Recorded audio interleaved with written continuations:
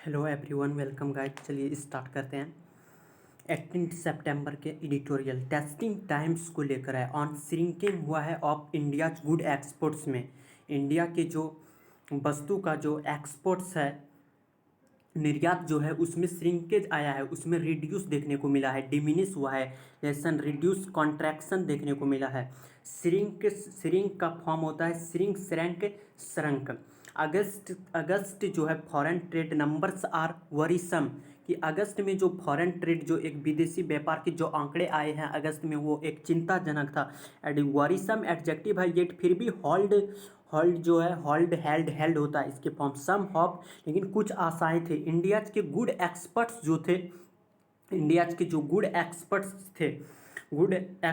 जो थे, निर्यात श्रिंक हुआ है फॉर द 7th लगातार 7वें महीने टाइम एंड द और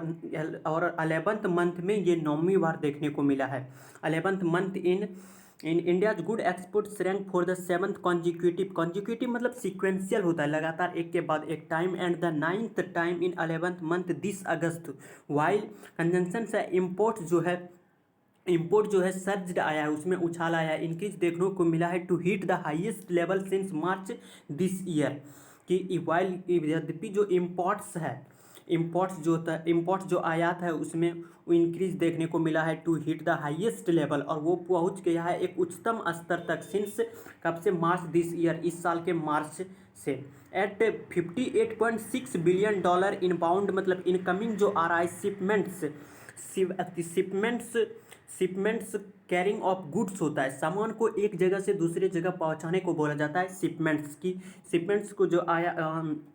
इनकमिंग हुआ इनफ्लोमिंग वेयर स्टिल अभी भी 5.2%, स्टिल एडवर्ब होता है still even know 5.2% bellow the last August level से, कि अभी भी 5.2% नीचे है कहाँ से, अगस्त के लेवल से देखा जाए तो। बट लेकिन एक्सपोर्ट्स जो निर्यात है फेल हुआ है, गिरावट आया है by a relatively a comparatively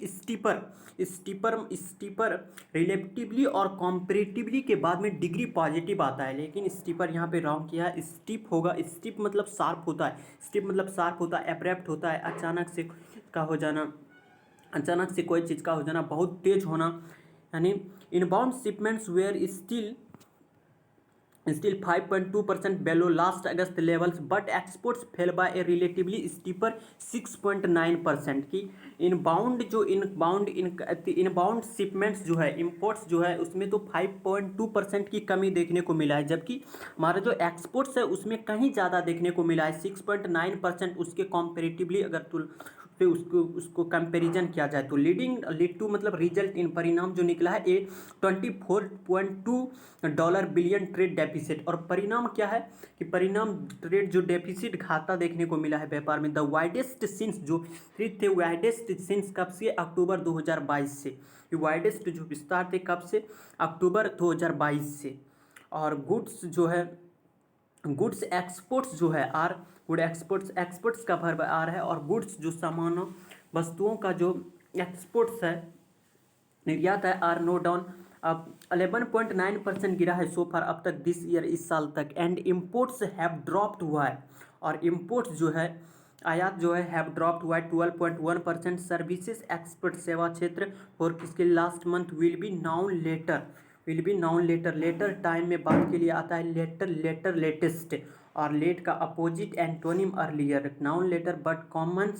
commerce ministry extrapolations projection estimate अनुमान, और extrapolation suggest that conjunction this demonstrative pronoun है, engine that has been resilient flexible supple tough strong होता है,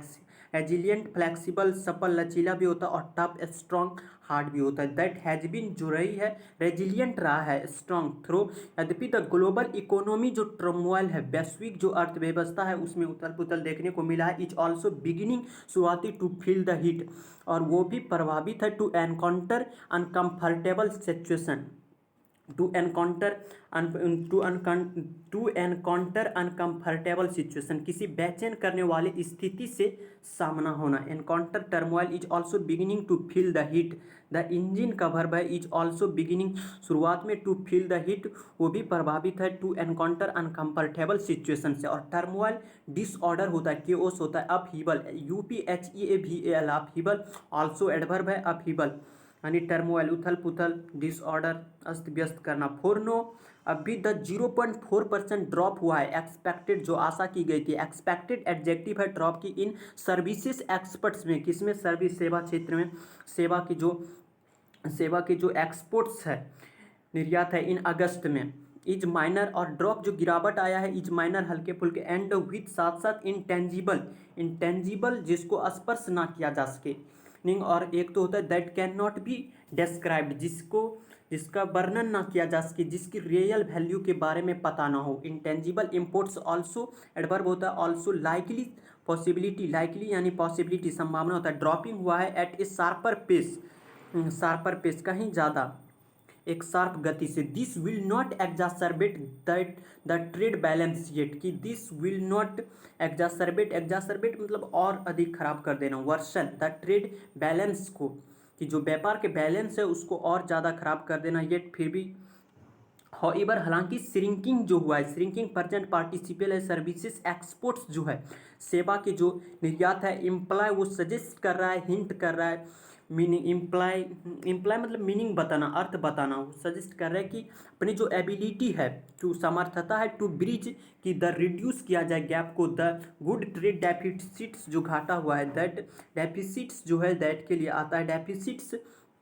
घाटा, where gap sharply last year की पिछले साल की शार्प गैप देखने को मिला था, विल बी रेस्ट्रिक्टेड और देयर एबिलिटी का वर्ब विल बी रेस्ट्रिक्टेड जो है,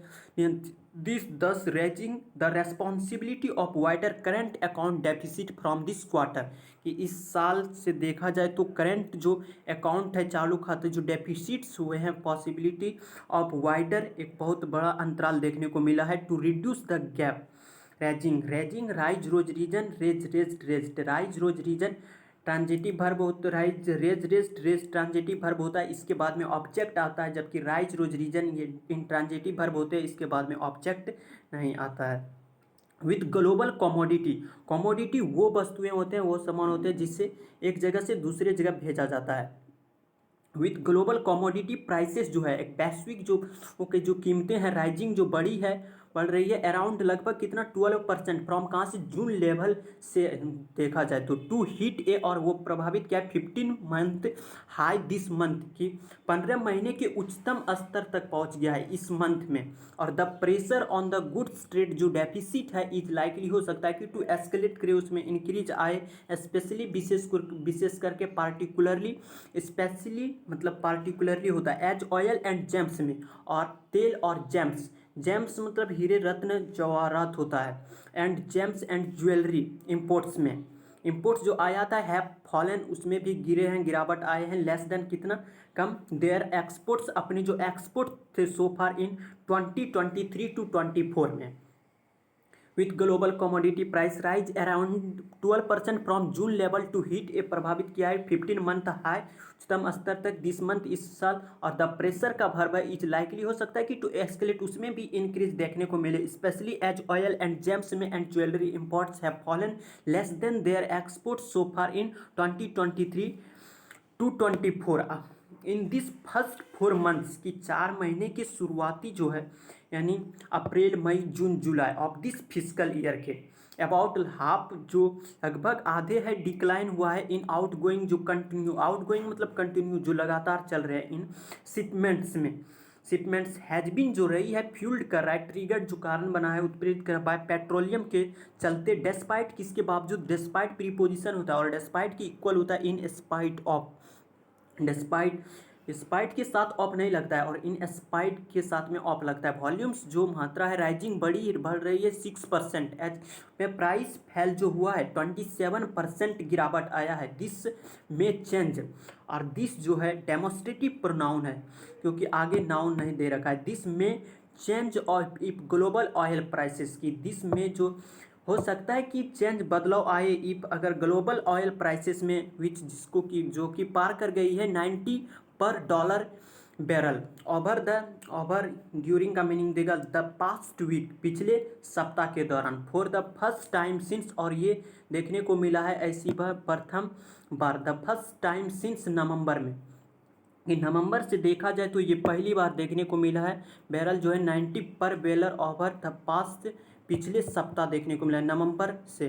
2022 स्टे एलिवेटेड और इफ ग्लोबल ऑयल प्राइसेस का वर्ब है स्टे एलिवेटेड और उसमें जो इंक्रीज देखने को मिला है एक अस्थिरता सा बना हुआ है barrel over the past week for the first time since November 2022 stay elevated spite equal होता है इन स्पाइट ऑफ